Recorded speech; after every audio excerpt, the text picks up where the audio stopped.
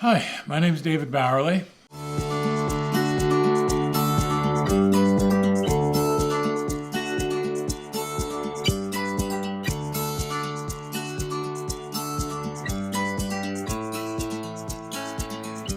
So welcome to the episode on the Deadwood Roulette Wheel.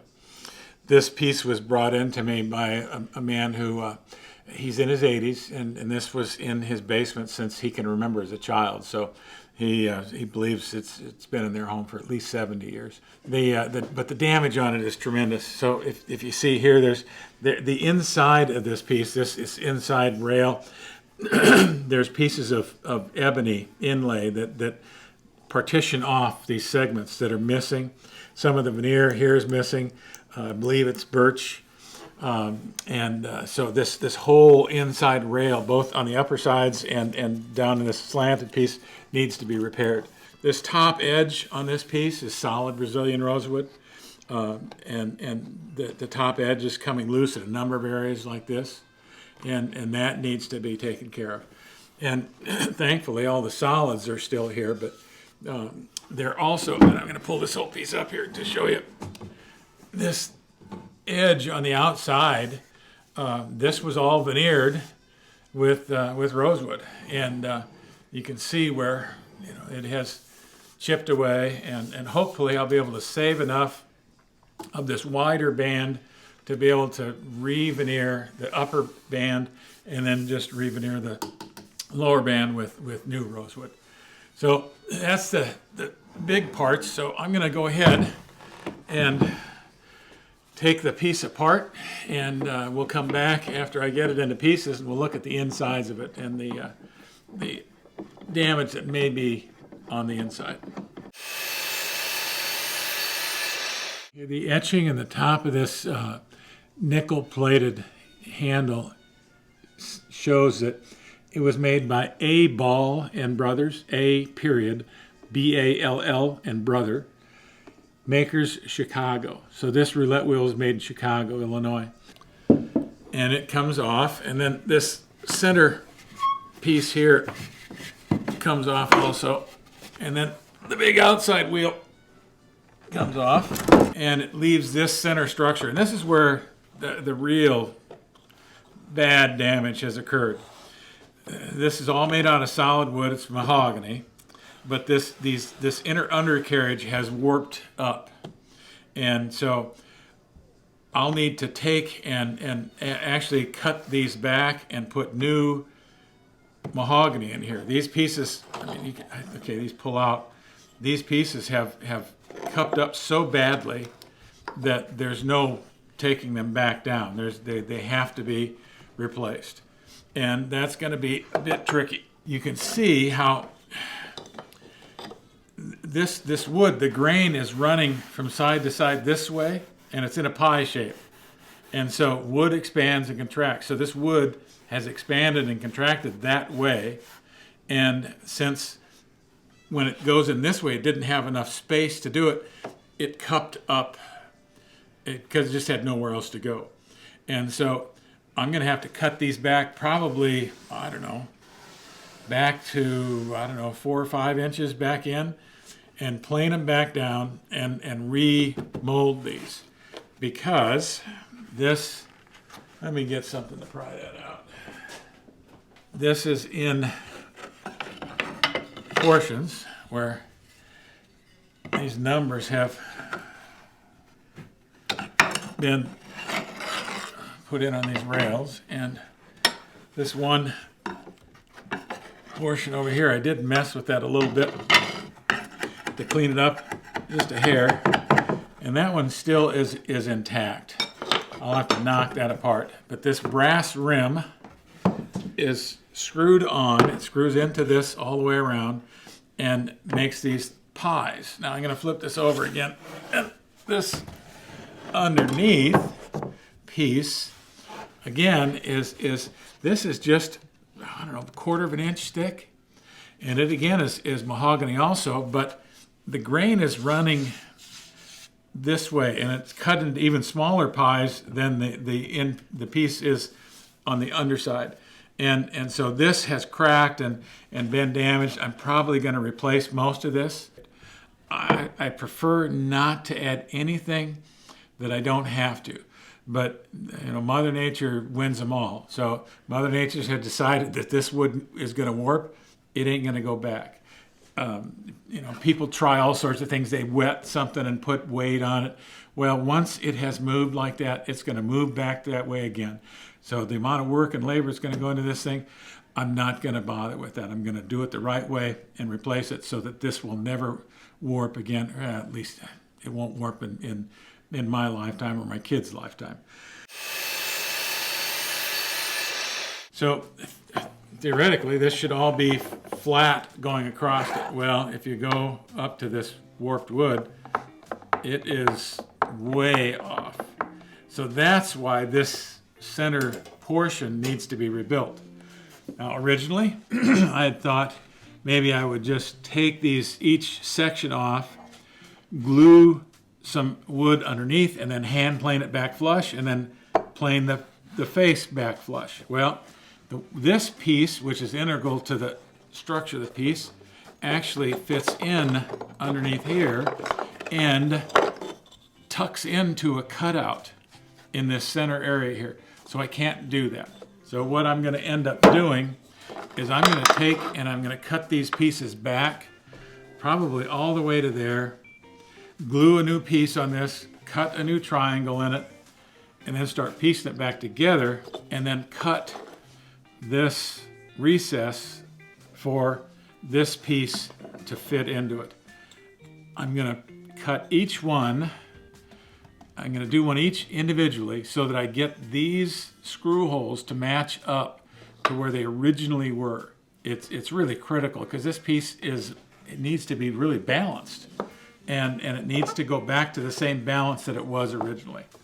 So it'll be a really time-consuming process, and it'll be pretty laborious, and it'll be a challenge. I have some nice Central American mahogany that I'll use.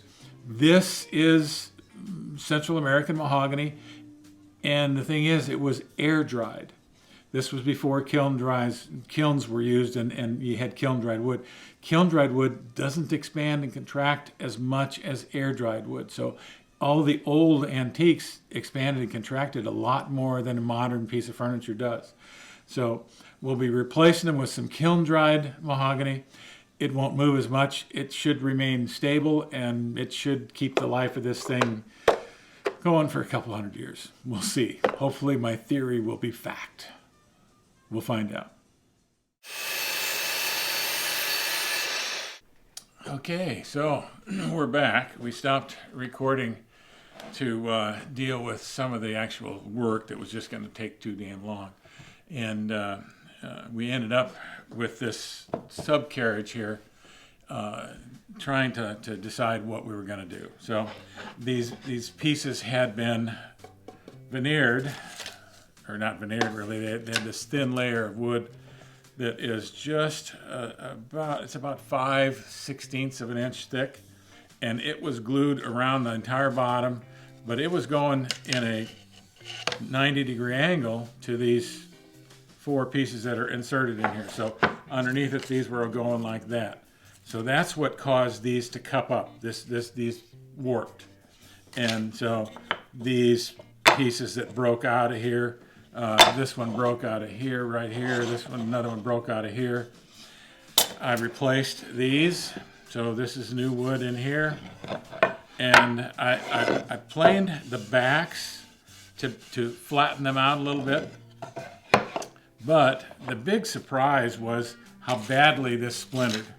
I mean, you can see, trying to get this wood off the undercarriage, it just splintered into tiny little pieces. This wood is too thin to get it to peel off in a good manner. So this became garbage. So give me a second here and I'm going to dump this out. And after a lot of thought about deciding how I was going to do this, I decided I'd make a bottom piece, which is this. that's going to go underneath these 4 pies here, these 4 pieces that make the bottom of the undercarriage. This is going to go underneath here, like so. And that will replace the thickness of that solid wood that was underneath it. It also presents another problem because it still won't allow this wood to move. So what I'm going to do then, and I just decided that shortly, it's about an hour ago, I'm going to make another piece of veneer just like this that I'm going to glue on top of this, that this will go on top of.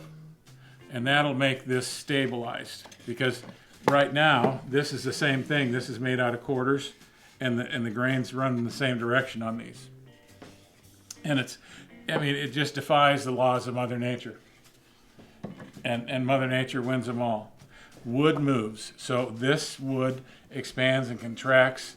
The wood that was going at a 90-degree angle stopped it from doing it completely, and that's why it broke and cupped up and ruined the entire piece, actually. So how did I make this plywood? I just took some poplar veneer. These are some long pieces of poplar. They're 1/16 of an inch thick. Cut them up into short pieces. I cut a straight edge on each one of them, and then glued them together with veneer tape. And it's just a simple process. I made 5 sheets. I made one sheet at the bottom, another sheet going 90 degrees, another sheet going 90 degrees, 90 degrees, and 90 degrees again. And that's what stabilizes this piece of plywood. So we're going to go into doing plywood, or not plywood. We're going to go into veneers for the larger outside structure, and I'll do a little explaining about that. So these are consecutively cut off of a log. This is actually some Macassar ebony. I'm going to use some rosewood on the top of the rim. I'm going to use this Macassar ebony on the bottom of the rim. And what I'm going to do is this veneer will be taped together. Get this guy wet. I'll show you how I do it. I use a perforated veneer tape. This stuff has holes in it. I just prefer it because it's easier to clean up afterwards. And run it across the sponge. Set it on there. Make sure the joint is nice and tight, and then put the tape on it. On a piece, this is about 10 inches long. On a 10-inch piece, I would maybe use 3.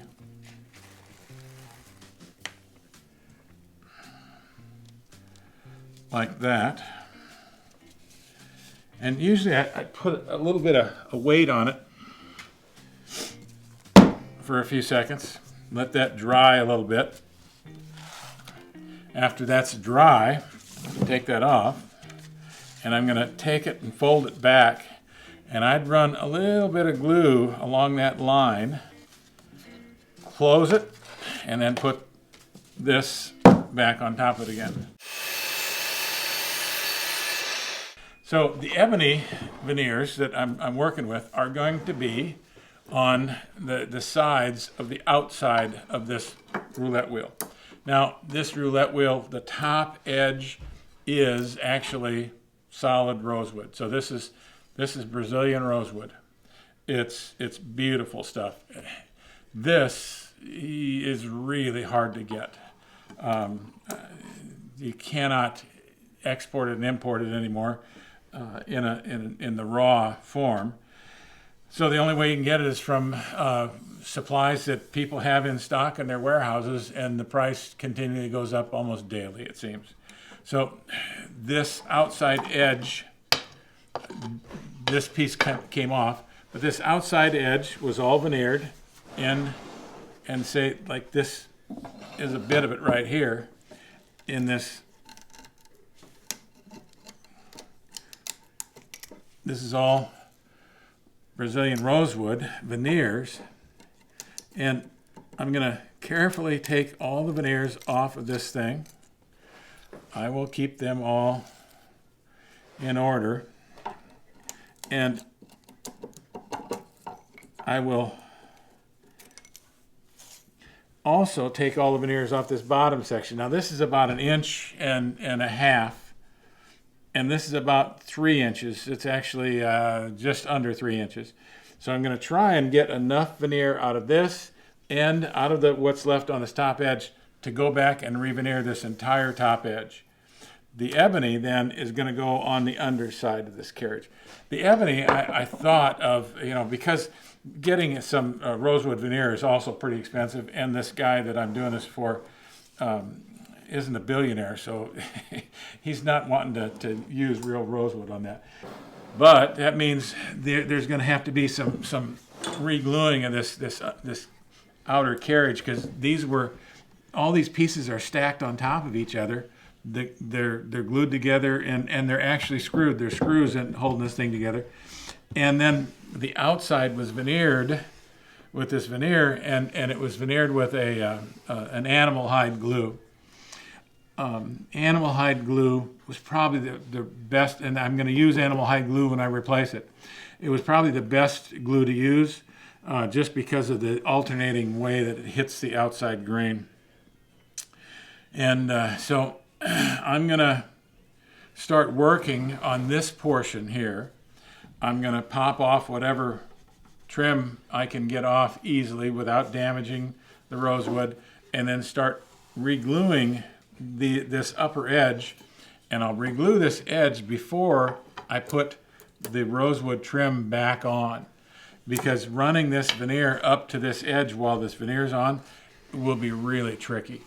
And that way I can trim that veneer edge and put this back on, and it'll look much nicer.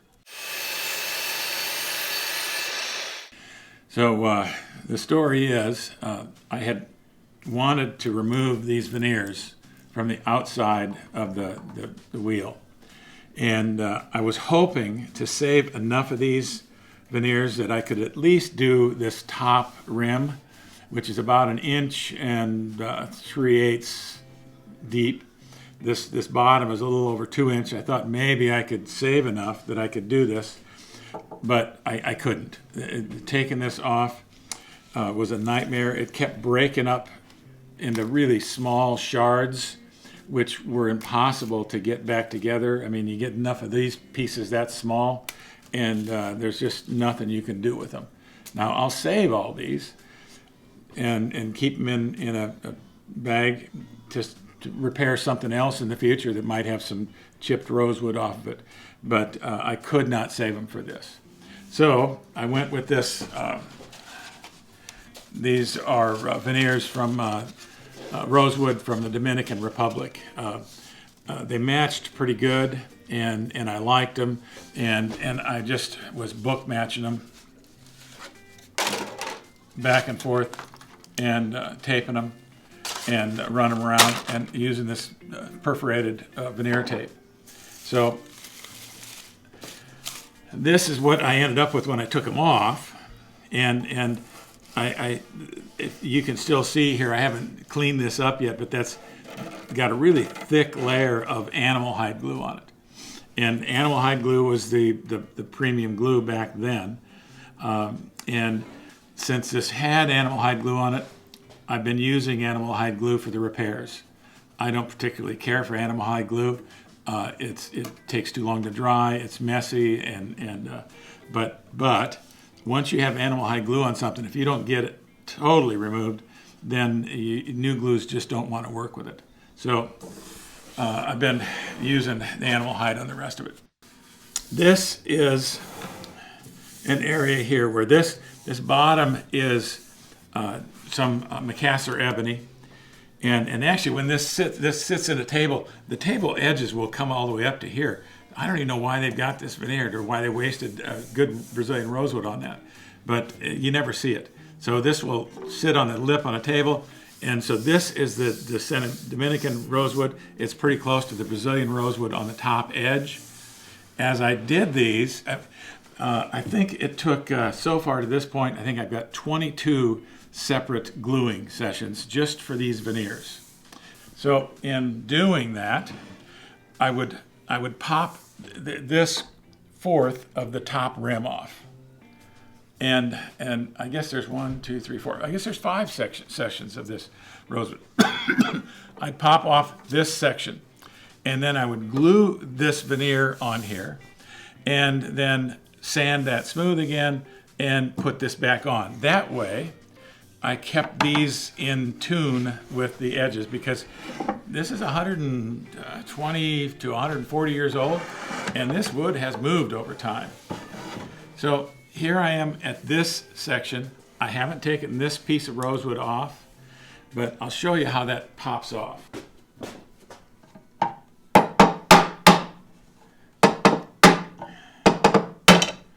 Okay, so this started to crack on that end, and this is a glue joint on the piece. The glue joint just went ahead and busted. And that's the problem with old animal hide glue. Age, mostly heat and moisture tend to want to have it crystallize, turns to powder. So I'll try and just kind of lift this a little bit, and hopefully it won't make me look like a fool, and I'll be able to get underneath it. Okay, so I just gently want to kind of break that glue joint before the wood wants to split.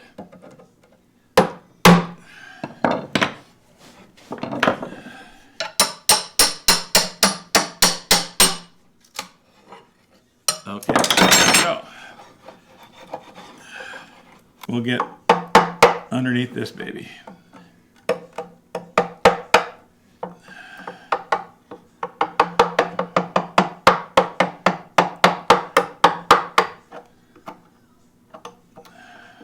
So all the other top rails came off beautifully. This is the only one that didn't. So I just finished sharpening this chisel. It is razor sharp. These are just my, usually when I'm on the bench, I use chisels that can be used harshly, and so they are dull after hitting glue. This baby here is one of my fine chisels, and it is razor sharp. And right now, this rosewood is really being stubborn and sticking and doesn't want to come up. So I want to be really careful to get underneath it, because once it splinters, it is a mess. As long as I get the vast majority of this up, then it'll be fine. Okay, that may look like a mess, but it's going to be fine. That'll glue back nicely to this, which is missing this piece, and I'll glue that separately, and I'll use some animal hide glue to do it, and we'll get it back down. The rest of this, I probably won't bother gluing it back onto the piece, but I do want it to be flat across here, so I have a nice flat surface. What I'm doing then at this point is glue this veneer on here. I'll cut it like that. I'll glue this on here and finish this section up over to here, and then level this top off and glue that piece back on, and then the whole piece will be re-veneered. I'm going to go back to this piece here, and I had showed you in doing this how that the bottom of this had a very thin, 30 seconds or so thick pieces of wood, and they were glued cross grain against the wood that's underneath this veneer and underneath here.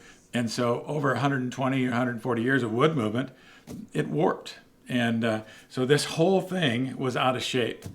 I showed you how I made that plywood for the bottom piece, and then I made a piece of plywood, and I want you to zero in here, David. Okay, here it is. It's right here. Okay, damn. That was a tough one. So if you can see right there, there is a white section right there. So I showed you how I made the veneer for the bottom underneath this. That is the same thickness of plywood I made for the top of this piece. And the two pieces of plywood are going to stabilize the movement of this core wood here. So after I got that in, then I screwed and glued this piece back down onto this piece here. I put the rosewood rail on the top of it. Re-drilled a hole for this machine piece to come up through it, and put this rosewood collar back on it. At least the nice thing about this machined piece is, and I'll show you that underneath, that piece right there slides on top of this piece over here. I'll show you this. This piece, which is on the base of this thing. They're machined extraordinarily well. And of course the metal didn't move, but the wood did move. So got that all together, and it's ready to go back. I've got the numbers put back on. I've got them cleaned up, I think, about as much as I'm going to clean them up. I've got to do some touch up on some color for the numbers and stuff, and I've got to get some pieces of metal. There's these little metal separators that move in these slots right here, and I've got to get those made.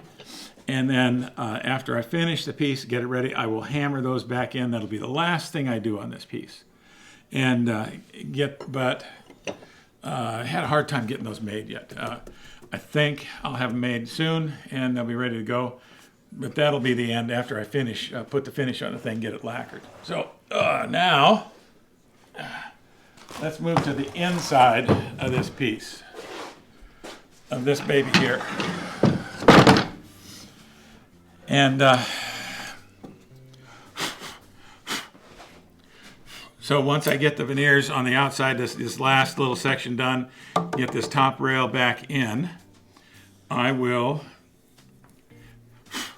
see these pieces here. There is some missing inlay there. So I have some scraps of ebony around. So I will take and I will fit some ebony strips that will fit into these slots here. I'm just making your life hard, aren't I, Dave? Moving so fast. But I'll make these so that I can fit those in, and then I'll patch in like the repairs, this veneer that's missing up here. I'll patch that in, glue that up, and I'm going to have to, and this will be tricky, and I'm glad there isn't a whole lot of this that's missing, but I'll have to get this clamped down back so that's even with this ebony inlay up here. And so that clamping things on odd angles can be really tough. So I'll go back and I'll get all these glued back down. And again, that'll really take a ton of time because I'll have to use animal hide glue in here because that's what's underneath here, and clamp it and let it sit for 12 hours. Then I'll do another section. I probably got, I don't know, I'll bet you a dozen clamping sessions in this, so I've got at least 7 days worth of work just on the inside of this wheel to get these back together. I'll do those, and then I'll get these little bumps cleaned up. I was thinking about taking them off, but I'm not gonna. I'm just gonna clean them up.